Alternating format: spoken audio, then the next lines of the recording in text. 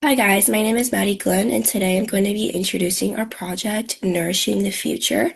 My other members here are Lauren Gonzalez, Reese Holt, and Margaret Haley. Today I'm going to be presenting our project. Our main goal is to address child malnutrition in North Korea, which is the most urgent and most prominent issue that we found in our project.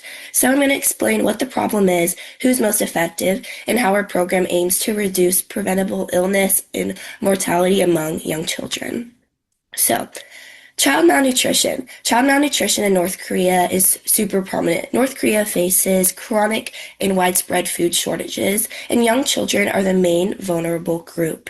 This is really, really important to understand that many children are underweight and immunocompromised. This also has increased risk of infection and long-term developmental delays for these children in North Korea. This causes neonatality and mortality to be at rates at 9.6 out of 1,000 and under 5 mortality to be at rates at 17 out of 1,000. So I'm going to move on to the next slide. And it's really important to keep in mind that this is really preventable, but such a prevalent problem in North Korea. So our target population is going to be ages 0 to 5 in rural and secure areas. Children are higher risk in North Korea because they face chronic shortages due to limited food security and distribution areas when they are farther away from the city. Limited health access is also really prevalent for these children as they are farther away from doctors as well. Often, many of these children are born at a disadvantage too because their mothers are also suffering from malnutrition as well. This is really important to keep in mind. Now we're going to move on to the next slide. So now we're going to get into why it matters. So early childhood malnutrition leads to lifelong physical and cognitive impairments. It impacts school performance, adult productivity, and economic development. Malnutrition is also a root cause for multiple health outcomes.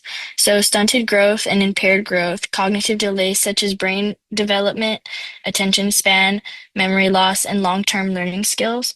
This also opens up higher risk of infection for diarrhea, pneumonia, and respiratory illnesses. And these are lifelong economic impacts as well.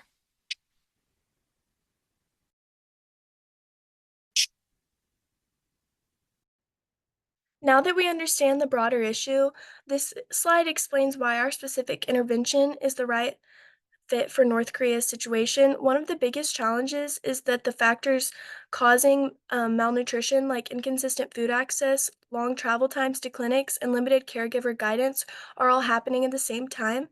So instead of relying on one approach, our solution is built to address these overlapping gaps together by strengthening local distribution networks and creating consistent touch points with families. Our program works with the reality of North Korea's infrastructure, not against it. This makes our intervention both practical and sustainable in environments where children need support the most. Nourishing the Future is primary prevention. We will start off by providing nutrient-dense food, ready-to-eat food, cereals, vitamin supplements, and distribute through supply chains that already exist. We will ensure that pregnant women and children 0 through 5 get food first and focus on rural areas with higher infant mortality and child mortality rates. We will also do community nutrition monitoring, so monthly child weight and height screenings in rural clinics and identify issues early for immediate intervention. So we will also create emergency nutrition centers that offer ready-to-use therapeutic foods and immediate medical assessment. And we will also implement nutrition education. So safe breastfeeding education, education on affordable nutritious foods for families, classes on food preparation that are delivered by health volunteers to ensure trust and cultural relevance. There will also be mandatory food education programs in existing schools activities. These are our sociocultural, environmental, and ethical economic considerations. So for sociocultural, we will focus our messaging on child well-being rather than the politics side, and deliver this message through trusted local health workers. Environmental, we will ensure that our program relies on shelf-stable foods that require little to no preparation, also include routes for rural and disaster-prone areas.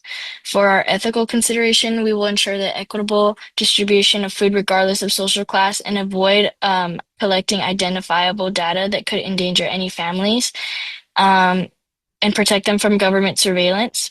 For economic, we will have a shortage of national resources make international partnerships crucial to North Korea, focusing on low cost and high impact interventions to address malnutrition, while ensuring that donor funds are usually efficiently in the highest need regions. So you may be asking yourself, how we know if this intervention is successful. So we just have three main ideas that are gonna kind of track to see what we're doing is effective. So the nutrition outcomes, um, we're gonna be looking at several key indicators that reflect improvement in child health and growth. Success will be demonstrated by a reduction in the percentage of underweight children ages 0 to 5, as well as a decrease in severe acute malnutrition cases. Additional outcomes include improved average birth weight for infants, signaling healthier pregnancies and early development, and an increase in the proportion of children who meet the World Health Organization growth standards. Together, these metrics provide a clear picture of progress in combating malnutrition and promoting a healthier growth projections for young children. The next step that we're going to look at is the enrollment and engagement metrics. This will track how effectively families and children participate in nutrition support initiatives. Success will be measured by the number of families enrolled in nutrition support programs and the percentage of eligible children ages 0 to 5 who receive monthly nutrition and growth screenings. Additional indicators include caregiver attendance and education sessions focused on the nutrition and consistency of follow-up and nutrition visits. Together, these metrics provide a clear picture of program reach, family involvement, and sustained engagement, ensuring that interventions translate into meaningful improvements in child health. And then finally, just going to look at the health outcomes. These will be tracked by the reduction in illness and complications linked to poor nutrition. Success will be demonstrated through a decrease in infection-related clinical visits, particularly for pneumonia and diarrhea, which are common among malnourished children in this area. Additional indicators include a reduction in child hospitalizations directly associated with malnutrition and a decline in childhood anemia rates. Together, these outcomes provide strong evidence that nutrition interventions are improving overall child health and resilience. And then lastly, just the conclusion for the Nourishing Future program, we want to address one of North Korea's most severe and prevalent health challenges. Malnutrition is a severe issue in North Korea that affects many children. Our program supports children during their most critical development years, promoting long-term health, growth, and learning. Nourishing the Future is unique because it builds upon existing UNICEF-supported systems for realistic, practical implementation, focusing first on regions with the highest need. Nourishing the Future incorporates sociocultural, environmental, and economic realities to ensure the safety and community acceptance of our program. These elements in Nourishing the Future make this program practical and capable of improving children's health in North Korea.